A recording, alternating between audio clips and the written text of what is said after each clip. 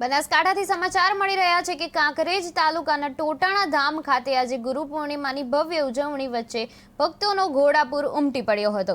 પરમ વંદનીય સંત સુદારામ બાપુના દર્શન માટે ભક્તોએ મોટી સંખ્યામાં ટોટાણા ધામની મુલાકાત લીધી હતી, પરંતુ ભક્તોની ભીડની કારણે ટોટાણા રોડ પર 4 કિલોમીટર લાંબો ટ્રાફિક જામ સર્જાયો હતો, જેમાં દર્શન કરી પરત ફરતા શ્રદ્ધાળુઓ 2 કલાક સુધી ફસાયા હતા। પોલીસના આગોતરા આયોજનના અભાવે ટ્રાફિક સમસ્યા વધુ ગંભીર બની હતી અને લોકોમાં રોષ જોવા મળી રહ્યો હતો।